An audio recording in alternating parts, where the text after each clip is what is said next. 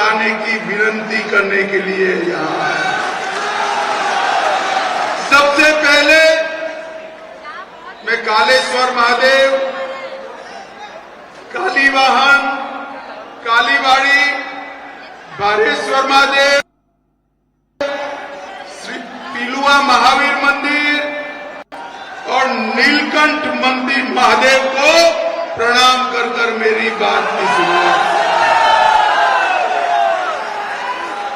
सन 1857 से 1947 तक इटावा के क्रांतिकारियों का, और मैं आज इटावा की भूमि पर हमारे भाई रमाशंकर को जिताने की विनती करने के लिए सबसे पहले मैं कालेश्वर महादेव, कालीवाहन, कालीबाड़ी, बारेश्वर महादेव, पिलुआ महावीर मंदिर और नीलकंठ मंदिर महादेव को प्रणाम कर कर मेरी बात सन 1857 से 1947 तक इटावा के क्रांतिकारियों का देश को आजाद करने का योगदान देश में कोई भूला नहीं सकता। इटावा वालों, बहुत बड़ा योगदान है क्रांति मैं कमांडर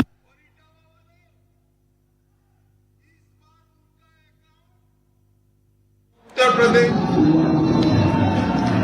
इटावा वालों, 2 चरण का मतदान हो गया है, परिणाम सुनना है क्या? क्या हुआ है, सुनना है क्या? मैं बता दूं आपको, तो सुनिए। 2 चरण में मोदी जी ने सेंचुरी लगाकर सेंचुरी से और ये 2 साल राहुल जी और अखिलेश जी का अभी तक तो अकाउंट नहीं मिला और इटावा वालों, इस बार उनका अकाउंट उत्तर प्रदेश में खोलना भी नहीं है। 80 की 80 सीट नरेंद्र मोदी जी की झोली में डालनी है। भाई और बहनों, ये चुनाव 2 खेमे पड़ चुके हैं। एक और 12 लाख करोड़ के, एक और गरीबी हटाओ की बात कर कर 4 पीढ़ी शासन कर कर एक भी गरीब को गरीबी से मुक्त न करने वाले राहुल गांधी एंड कांग्रेस पार्टी है, सपा है, तो दूसरी ओर 10 ही साल में करोड़ों गरीबों को गैस, बिजली, घर, खाना, दवाई देने वाले नरेंद्र मोदी। भाई और बहनों, एक और राम भक्तों पर गोली चलाने वाली समाजवादी पार्टी है और दूसरी ओर राम मंदिर बनाने वाली भारतीय जनता पार्टी। इटावा वालों, मुझे बताओ, अयोध्या में राम मंदिर बनना चाहिए या नहीं बनना चाहिए? जोर से बोलो, बनना चाहिए या नहीं बनना चाहिए? ये 70 साल से राहुल बाबा की पार्टी कांग्रेस और सपा राम मंदिर को रोक कर बैठी थी। आपने मोदी जी को दूसरी बार प्रधानमंत्री बनाया, 5 ही साल में केस भी जीता, भूमि पूजन भी किया और 22 जनवरी को मंदिर बनाने वाली भारतीय जनता पार्टी। इटावा वालों, मुझे बताओ, अयोध्या में राम मंदिर बनना बनना चाहिए या नहीं बनना चाहिए? ये अखिलेश जी का गृह जिला है, मैं इनको पूछने आया हूं। भैया अखिलेश, आपको और डिंपल भाभी को प्राण प्रतिष्ठा का निमंत्रण मिला था या नहीं मिला? मैं राहुल बाबा को भी पूछना चाहता हूं, आपको और आपकी माताजी को प्राण प्रतिष्ठा का निमंत्रण मिला था या नहीं मिला था? ये नहीं बताते। मैं 3 महीने से पूछ रहा हूं, मैं बता देता हूं। इस सभी को ट्रस्ट वालों ने निमंत्रण भेजा था, मगर प्राण प्रतिष्ठा में नहीं गए। क्यों नहीं गए भाई इटावा वालों? इसलिए नहीं गए कि वो अपनी वोट बैंक से डरते हैं, वोट बैंक से डरते हैं। भाई और बहनों,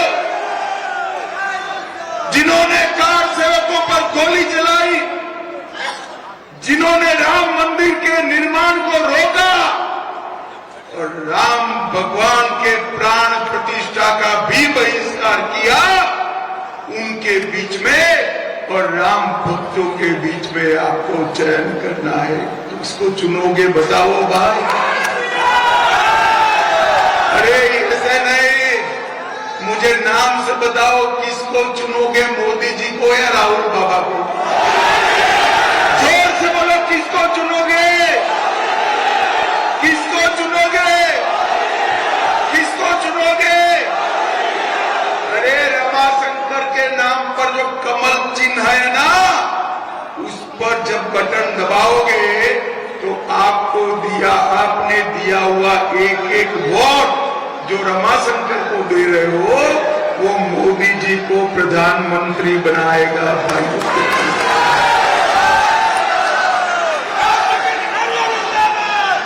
और ऐसा ही पूरे देश में, मैं तो पूरब गया, पश्चिम गया, उत्तर में हूं, दक्षिण भी गया, हर जगह मोदी मोदी मोदी मोदी मोदी के नाम।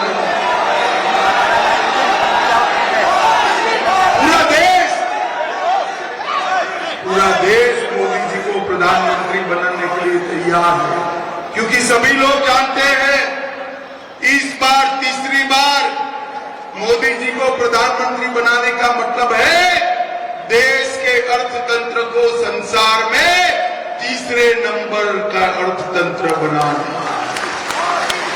मोदी जी को तीसरी बार प्रधानमंत्री बनाने का मतलब है 3 करोड़ गरीब बहनों को लखपति दीदी बनाना। मोदी जी को तीसरी बार प्रधानमंत्री बनाने का मतलब है फिर से एक बार 3 करोड़ लोगों को नया घर बनाकर देना। मोदी जी को प्रधानमंत्री बनाने का मतलब है 13 करोड़ लोगों को मुफ्त में सूर्य घर योजना से मुफ्त में बिजली देना। और मोदी जी को बनाने का मतलब है चंद्रयान, मंगलयान और आदित्ययान को सफल बनाकर भारत का परचम अवकाश में फहराना। भाई और बहनों, मोदी जी ने 10 साल में देश को सुरक्षित किया है। इटावा वालों, मुझे बताओ, कश्मीर जो है वो हमारा है या नहीं है? ऐसे नहीं, जोर से अंत तक बोलो, कश्मीर हमारा है या नहीं है? धारा 370 हटनी चाहिए थी या नहीं हटनी चाहिए थी? एक खड़गे जी कहते हैं राजस्थान और यूपी वालों का कश्मीर से क्या लेन देन? अरे खड़गे साहब, आप 80 पार कर गए, मगर इस देश को जान नहीं पाए।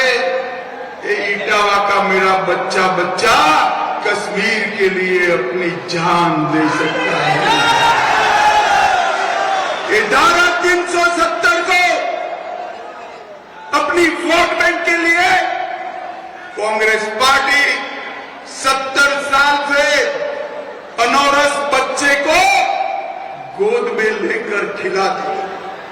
आपने मोदी जी को दूसरी बार प्रधानमंत्री बनाया 5 अगस्त 2019 को मोदी जी ने धारा 370 को समाप्त।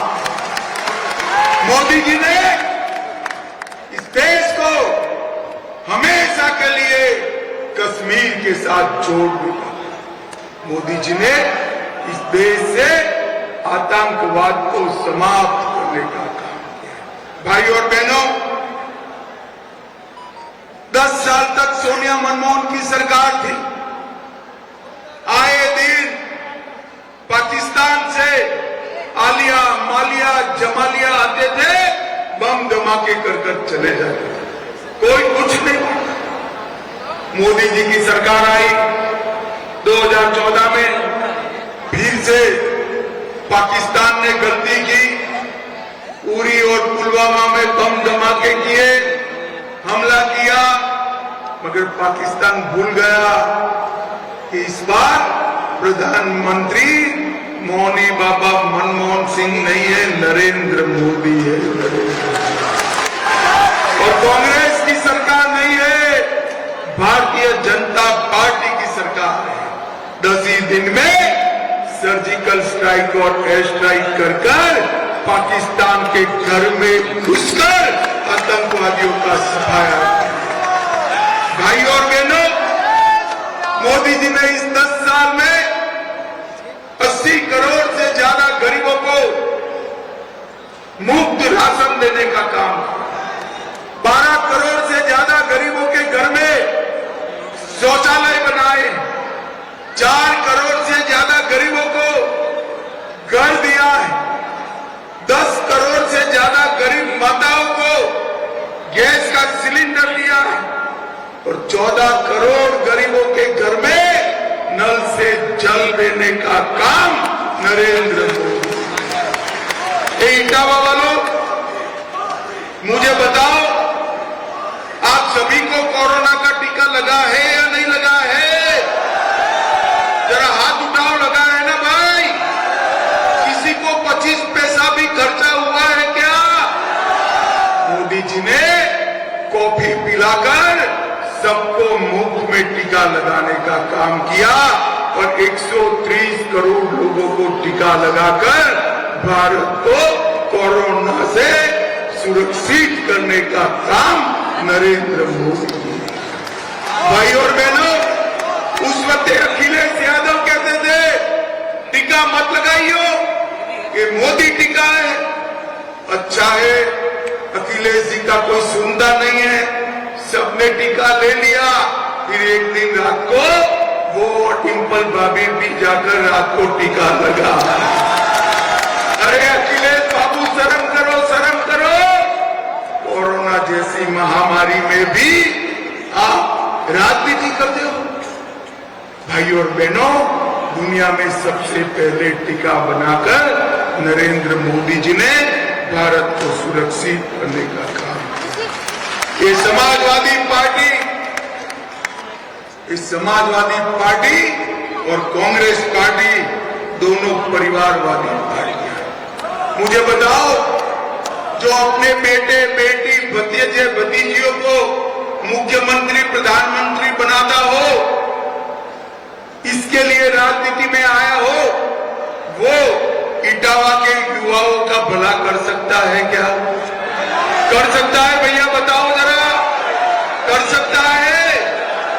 मैं आपको कहता हूं, ये देश के युवा का भला केवल और केवल नरेंद्र मोदी और भारतीय जनता पार्टी। भाई और बहनों, अखिलेश का यहां सरकार था, सपा के गुंडे दिन रात तांडव करते थे या नहीं करते थे? गरीबों की भूमि कब्जाते थे या नहीं कब्जाते थे? उत्तर प्रदेश से पलायन हुआ था या नहीं हुआ था? आपने 17 को भाजपा को बहुमत दिया, भाजपा ने योगी जी को मुख्यमंत्री बनाया और योगी जी ने ऐसा डंडा चलाया कि अब गुंडे पलायन कर रहे हैं। योगी जी ने उत्तर प्रदेश की कानून और व्यवस्था को दुरुस्त करने का काम योगी आदित्यनाथ जी ने किया। भाइयों बहनों, मोदी जी ने उत्तर प्रदेश के विकास के लिए ढेर सारे काम किए हैं। सिर्फ इटावा में ये हमारा रमाशंकर बोलने में बेचारा ढीला आदमी है, परंतु काम बड़ी मजबूती से करता है, मजबूती से। इटावा में प्रधानमंत्री ग्राम सड़क योजना में 550 किलोमीटर की सड़क बनी। अमृत भारत योजना में 33 करोड़ रुपया इटावा रेलवे स्टेशन को नया बनाना। भरथना में शताब्दी ट्रेन शुरू हो गई। इटावा में पासपोर्ट का कार्यालय खुला। 18,000 घर बने। 1,60,000 माताओं को गैस मिला। 2,40,000 घर में पानी पहुंचा और 2,80,000 घरों में शौचालय लाने का काम रमाशंकर जी ने। 2,22,000 किसानों को किसान सम्मान निधि मिली। इटावा लायन सफारी बाईपास बना। चंबल के पास ढकरा में पुल बनाया। बकेवर में 50 बेड का अस्पताल बनाया। 26,000 माताओं को पेंशन दिलाया और 41,000 वरिष्ठों को वृद्धावस्था का पेंशन दिलाने का काम रमाशंकर करते।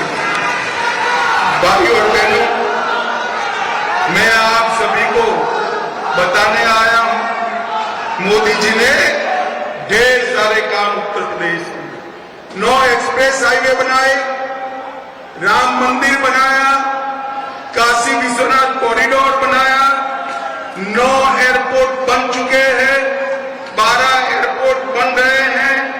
एशिया का सबसे बड़ा एयरपोर्ट जेवर में बन रहा है।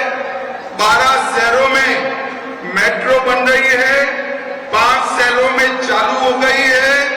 डिफेंस इंडस्ट्रियल कॉरिडोर बनाया। 30 नहरों के माध्यम से 23 लाख किसानों के खेत में पानी पहुंचाया। सभी राज्य को एक एम्स दिए हैं। अपने उत्तर प्रदेश को 2 एम्स देने का काम नरेंद्र मोदी। भाई और बहनों, ये अखिलेश यादव एंड कंपनी, ये राहुल बाबा एंड कंपनी, ये 2 शहजादे 2017 में भी आए थे या नहीं आए थे? अरे जोर से बोलो, आए थे क्या? क्या हुआ बताओ, क्या हुआ? सुपड़ा साफ हो गया। इस बार फिर से आए हैं। आप सबकी जिम्मेदारी है। यूपी की 80 की 80 सीटें भारतीय जनता पार्टी और नरेंद्र मोदी। मुझे बताओ, रमाशंकर को प्रचंड बहुमत से जिताओगे क्या? जोर से बोलो, जिताओगे? कमल के फूल पर बटन दबाओगे? मोदी जी को तीसरी बार प्रधानमंत्री बनाओगे? 80 की 80 सीटें यूपी में जिताओगे? देखो इटावा वालों, कमल के फूल पर बटन तो दबाना है, मगर इतने गुस्से के साथ दबाना कि बटन इटावा में दबे, करंट इटाली में लगे। दबाओगे तो मेरे साथ दोनों हाथ उठाकर बोलिए, उठाइए दोनों हाथ, विजय के संकल्प की मुट्ठी भींचे और बोलिए, भारत माता की वंदे वंदे, जय श्री राम, जय श्री राम। इटावा वालों का इतनी बड़ी संख्या में हमारे नेता रमाशंकर कठिरिया के स्वागत के लिए आने का बहुत बहुत धन्यवाद, प्रणाम, नमस्कार।